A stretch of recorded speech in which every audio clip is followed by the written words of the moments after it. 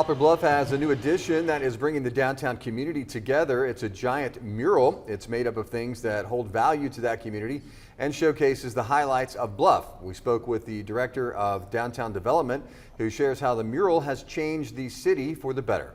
So we have seen a lot of people come down. We've seen some engagement photos and things like that take place down here. Senior photos, which is really exciting.